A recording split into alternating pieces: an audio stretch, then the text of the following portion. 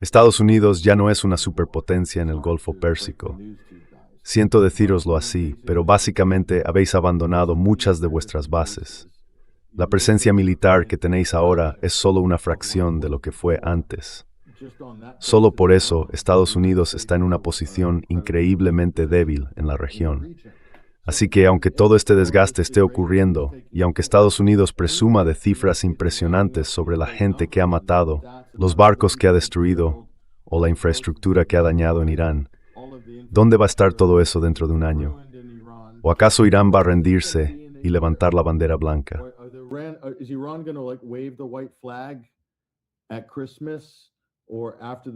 En Navidad o después de las elecciones de mitad de mandato, Estados Unidos va a estar en una posición más fuerte o más débil. Solo puedo mirar los hechos, Daniel, y lo que se ve claramente es que Estados Unidos está cada vez más débil en la región de cara al futuro. Son cambios tectónicos irreversibles en la geopolítica y en la proyección de poder en la zona. Y nada va a revertir eso. El coste de proyectar poder en Asia Occidental ha aumentado justo cuando Estados Unidos está cada vez más endeudado y es incapaz de gestionar esto junto con todas las demás aventuras y operaciones de saqueo por toda América Latina que esta administración, o la de Trump, o la que venga después, están planeando. Así que, en fin, todo estupendo.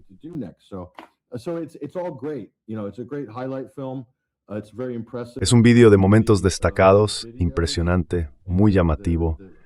Me encantan las grabaciones y las cámaras de los F-35.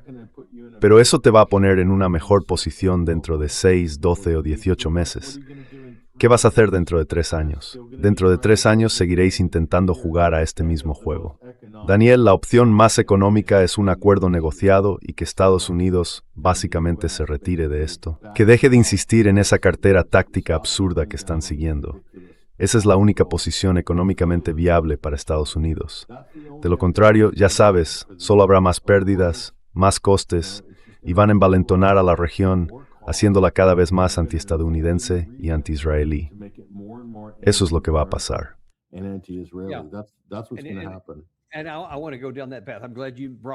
Y quiero seguir por ese camino. Me alegra que lo hayas mencionado, porque anoche pasó algo que me pareció especialmente grave. De hecho, a las 11:30 de la noche hice un programa corto después de descubrir algo que, en mi opinión, está directamente relacionado con este tema del que hablas, ese que está dañando nuestra reputación. Cuando decimos cosas que son claramente falsas y la gente puede ver con sus propios ojos que no son verdad, eso por sí solo reduce la credibilidad de todo lo demás que decimos. Pero cuando además ven cosas como esta, publicadas por el CENTCOM en sus cuentas oficiales de X ayer, creo que la situación empeora todavía más.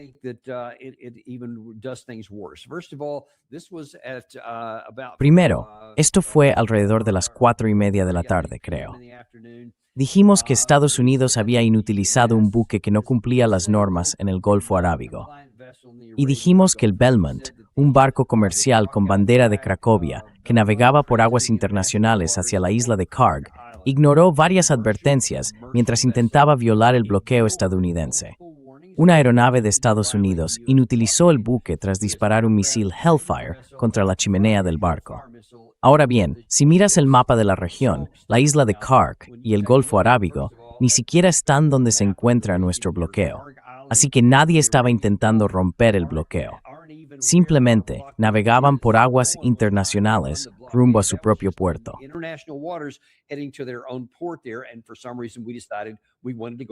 Y por alguna razón, decidimos atacar a ese buque comercial que no estaba bloqueando nada. 5 horas después, ese mismo mando central publica esto y dice que las fuerzas estadounidenses atacaron centros de mando iraníes, sitios de defensa aérea, capacidades de misiles y drones y estaciones de vigilancia costera, para reducir aún más la capacidad de Irán de amenazar a tripulaciones inocentes y a buques comerciales que transitan por el estrecho. Así que, por un lado, presumimos y afirmamos abiertamente que atacamos un barco civil que no intentaba romper ningún bloqueo, solo navegaba por sus propias aguas, no por el bloqueo, y le disparamos. Y luego, unas horas más tarde, decimos que atacamos a Irán porque estaban amenazando a buques civiles. Exactamente lo mismo que hicimos nosotros, salvo que en su caso los barcos transitaban rompiendo su bloqueo en el corredor sur de las aguas de Omán. Entonces, ¿cómo Spetsrath hizo cuando tenemos aplicaciones de gramáticas y tan contradictorias, separadas solo por una sola?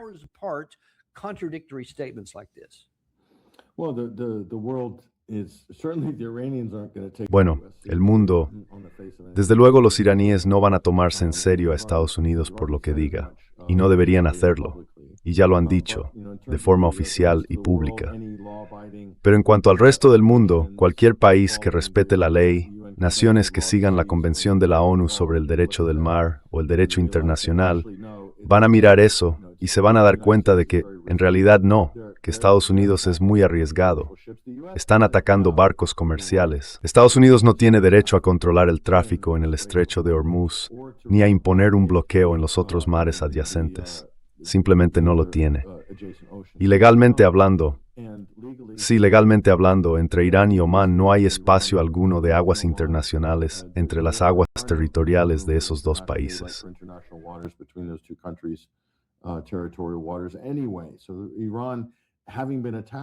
Así que Irán, después de haber sido atacado por Estados Unidos e Israel, está completamente en su derecho, según el derecho internacional, de gestionar ese estrecho como considere apropiado, porque están en guerra, ¿vale? Estados Unidos ha declarado la guerra a Irán. Y por tanto, Irán ha sido atacado por Israel y por Estados Unidos, y va a administrar el estrecho como quiera. Y está en su derecho de hacerlo. No puedes atacar a un país, iniciar una guerra y luego quejarte de las consecuencias y de las repercusiones de tus propias acciones. Pero eso es exactamente lo que está intentando hacer Estados Unidos. Es absolutamente ridículo.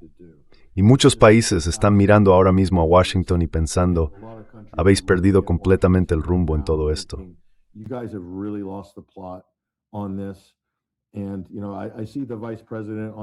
Y bueno, veo al vicepresidente en el programa de Joe Rogan, y la verdad es triste que su principal preocupación sea claramente hacer campaña para 2028, en lugar de ocuparse de fondo de este asunto. Porque lo que buscamos son personas que realmente se impliquen en los temas reales, pero el presidente no lo está haciendo. El presidente está en su propio mundo, diciendo las cosas más absurdas y disparatadas en Truth Social, hablando de un impuesto global del 20% sobre toda la actividad comercial en el Golfo Pérsico. O sea, ¿qué está pasando? ¿Dónde está J.D. Vance? En lugar de aportar algo de sensatez a la situación, se inventa historias sobre lo que está ocurriendo, como el memorando de entendimiento y las negociaciones. Entonces, ¿de dónde viene el liderazgo? Hemos perdido al vicepresidente, hemos perdido al presidente. ¿Qué?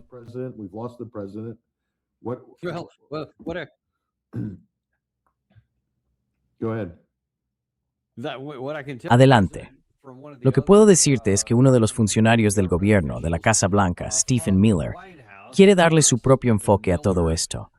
Y si la idea fuera que Estados Unidos realmente buscara un acuerdo negociado, que intentara encontrar una forma de poner fin al conflicto, abrir el estrecho de Hormuz para que vuelva a fluir el petróleo, y eso ayude a la economía global y por tanto a la economía estadounidense.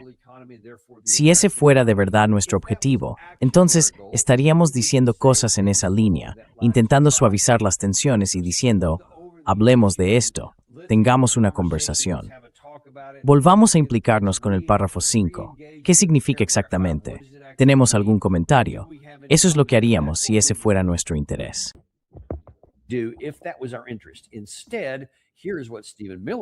En cambio, esto es lo que Stephen Miller dice que es nuestro interés. Hay sectores en el país, dentro del gobierno, que están desesperados por llegar a un acuerdo con Estados Unidos. Y nosotros firmamos un acuerdo que los iraníes violaron. Atacaron barcos comerciales en el estrecho.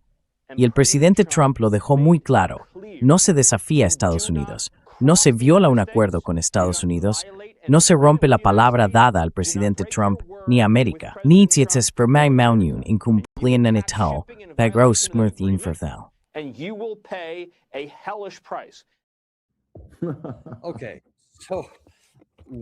Vale, así que evidentemente atacamos barcos civiles. Eso ya lo hemos señalado. Según el memorando de entendimiento, teníamos que levantar las sanciones energéticas a Irán. Lo hicimos durante un tiempo, luego las volvimos a imponer y además añadimos algunas nuevas. Se suponía que debíamos liberar los fondos congelados. No lo hicimos. También teníamos que crear una cuenta para un fondo de reconstrucción de $300 mil millones. Tampoco lo hicimos.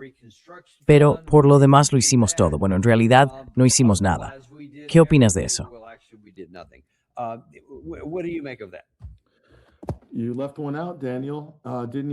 Te has dejado una, Daniel. ¿No has oído la última? Dijeron que no va a haber un impuesto del 20% porque los árabes del Golfo van a invertir 2 o 3 billones, quién sabe, en la economía estadounidense. Esa la escuché.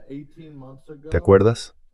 Hace 18 meses, en el viaje a Qatar, cuando las mujeres giraban el pelo al viento, Donald Trump declaró la victoria y dijo que toda esa inversión directa iba a llegar para reactivar la economía de Estados Unidos, que es la más caliente del planeta. Sí que va caliente, Daniel, pero por el lado de la inflación. Pero bueno, eso es otra conversación. Ese es el plan de respaldo. Es solo una de esas.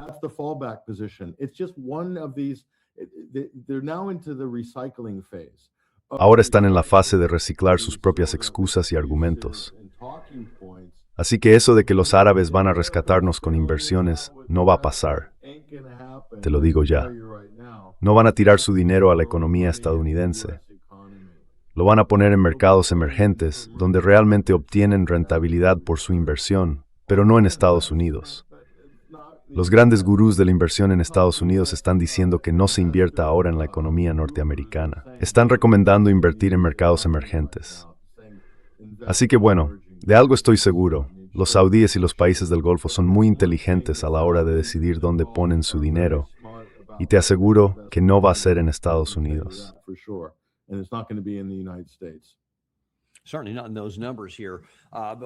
Desde luego, no en esas cifras aquí.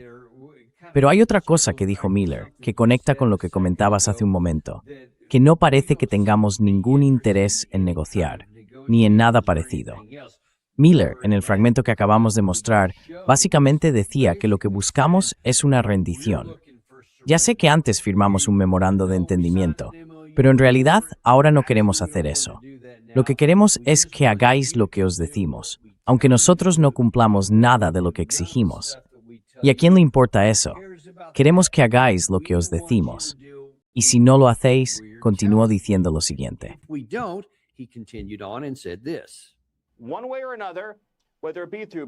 De una forma u otra, ya sea mediante bombardeos, mediante el bloqueo, mediante la asfixia económica o mediante la presión internacional, una o todas esas cosas, de una forma u otra, este país, este régimen, acabará viéndose obligado a cambiar su manera de actuar.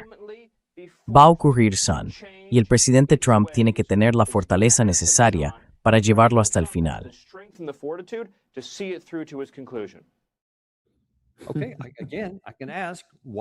Vale, otra vez puedo preguntar, ¿por qué firmamos el memorando de entendimiento en primer lugar?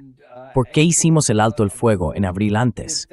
Si es así, entonces deberíamos haber seguido por ahí. Ahora, no sé si ya hemos pasado por ese acuerdo hasta llegar a donde estamos. Vamos a reorganizarnos, recargar energías o lo que sea, y luego volveremos, y quizá de eso se trate todo esto. No lo sé, pero no hay ni rastro de diplomacia en su tono. Es simplemente, o haces lo que decimos o te destruimos. Pero tengo que preguntarte, Patrick, podemos lograrlo.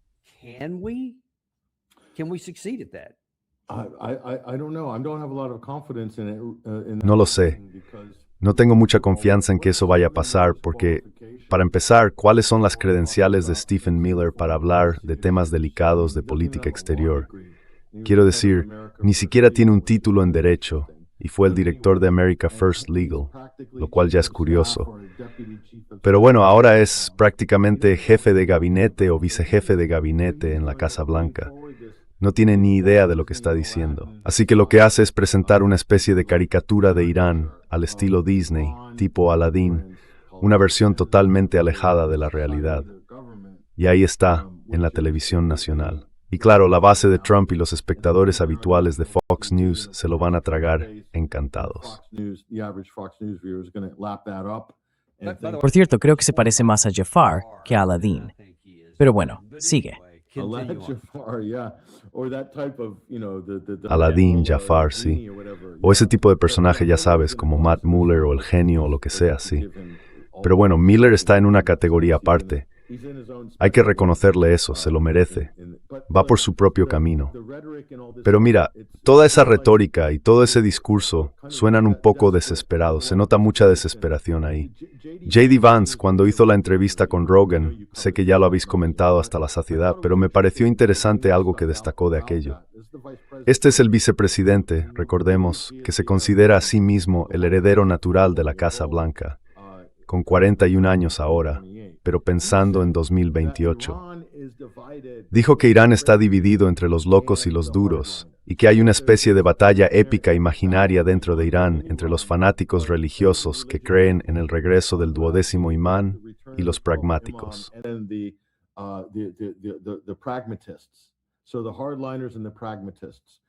Así que los más duros y los más pragmáticos, ahí hay una especie de gran choque. Es simplemente esa imagen que se da de Irán. Por cierto, todo el mundo en el gobierno, en cualquier puesto de negociación, es musulmán chií practicante. Así que no hay ninguna diferencia real entre esas supuestas facciones enfrentadas dentro de Irán. Eso es lo primero. Pero el hecho de que J.D. Vance intentara presentar a los persas, siempre dice los persas, vuelve a hacer esa caricatura de Irán al estilo de Aladdin, como de Disney. El país se llama República Islámica de Irán, no Persia.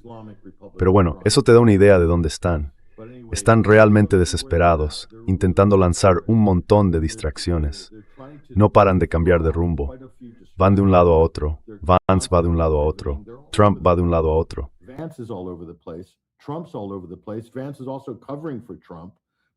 Vance también está cubriendo a Trump porque no puede mostrarse desleal. No quiere ser atacado públicamente antes del momento oportuno. Es en el que acabará dejando a Trump de lado. Y eso pasará, más o menos, en 2027, cuando miren las encuestas y se den cuenta de que, si Vance no se baja del tren de MAGA, se hundirá junto con el legado de Trump. Así que, llegado ese momento, tendrá que apartarlo. Mira, esto es política. No hay ninguna sorpresa. Va a pasar. Pero tenemos una crisis real, Daniel.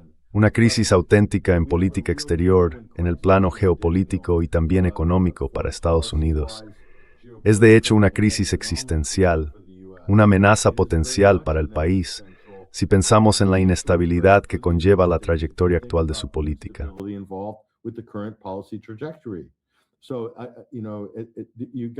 Así que ya sabes, no hay nadie capaz de ir más allá de todo esto y mostrar un verdadero liderazgo o carácter dentro de la estructura actual de la administración Trump. Es realmente complicado. Buscamos a alguien que pueda hacerlo, pero entre Rubio, Vance, Trump y Miller, esto es una causa perdida. Lo que tenemos delante es un auténtico circo.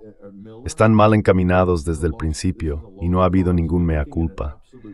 En lugar de eso, básicamente se cubren unos a otros y luego sueltan discursos sobre que Irán no puede tener armas nucleares y lo que sea. Ese será el tema de la próxima semana o de la siguiente, así que no inspira mucha confianza. Y cuando miras las declaraciones de los iraníes o de los rusos, incluso los estados árabes del Golfo, suenan mucho más sensatos, equilibrados, con los pies en la tierra y pragmáticos que Washington en este momento. Esto no pinta bien.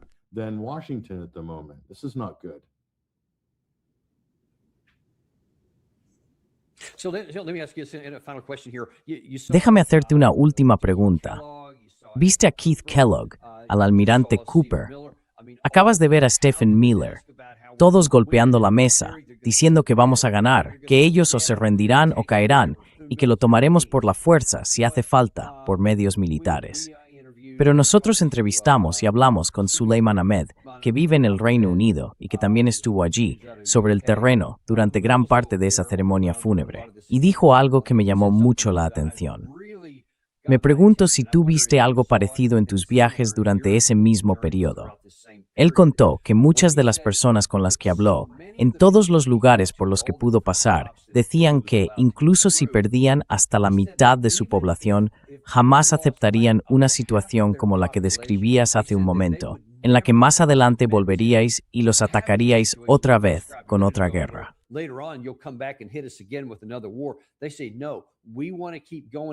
Dicen, no, queremos seguir aquí pase lo que pase, y asumiremos el sufrimiento que haga falta, incluso si eso significa que mueran millones de personas, con tal de que al final logremos una paz, porque hemos derrotado a nuestros oponentes. Así que mi pregunta para ti es, cuando Miller, Kellogg, J.D. Vance y al final el propio Trump dicen, básicamente, que van a usar nuestro gran ejército para presionar al lado ucraniano, al iraní, para que hagan lo que queremos, ¿la gente permitirá siquiera que su gobierno cierre un acuerdo así? ¿Tú qué opinas?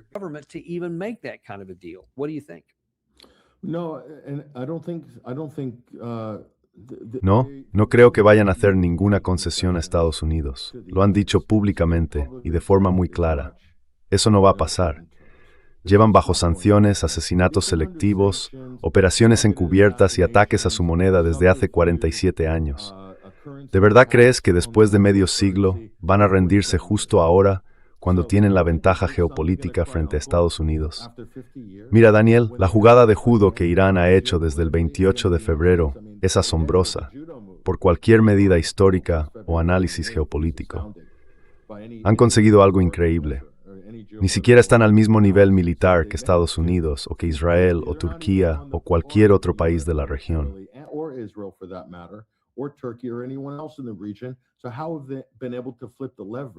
Entonces, ¿cómo han conseguido darle la vuelta a la situación frente a fuerzas políticas y económicas convencionales que claramente son mucho más poderosas?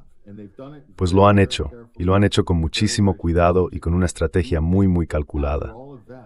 ¿De verdad crees que después de todo eso van a someterse a la voluntad de Stephen Miller, por muy alterado o exaltado que se ponga cuando lanza esas proclamas? La respuesta es absolutamente no. Y no solo eso. La disposición religiosa de Irán, su fe, les impulsa, y esto es algo que probablemente muchos estadounidenses no entienden, o se han vuelto tan cínicos que ya no creen que nadie pueda dar principios tan profundamente arraigados, les impulsa a adoptar las posturas morales que están tomando frente a los opresores y los abusones, básicamente.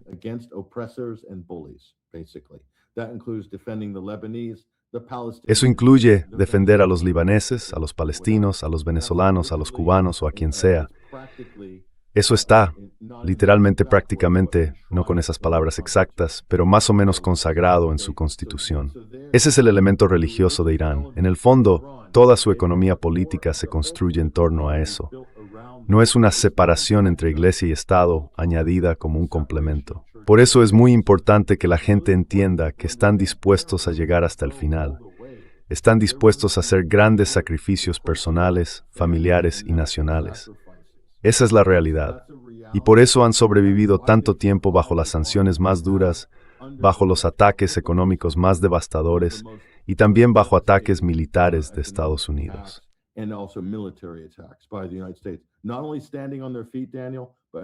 No solo se mantienen en pie, Daniel, sino que han invertido por completo la situación. No hay ninguna posibilidad de que vayan a rendirse o a izar la bandera blanca. Eso no va a pasar. Es una idea delirante de gente en Estados Unidos que ha perdido totalmente el rumbo. Están tan desconectados de la realidad. Han estado leyendo propaganda israelí y escuchando a personas como Stephen Miller y a todos esos otros representantes de Israel que están por todas partes en el gobierno y en los medios estadounidenses. Por eso tienen una visión completamente distorsionada de la realidad cuando se trata de la región, de Asia Occidental y, por supuesto, especialmente de Irán. Es la población más demonizada y deshumanizada de la historia del planeta en términos de propaganda. Todo lo que te cuentan es justo lo contrario.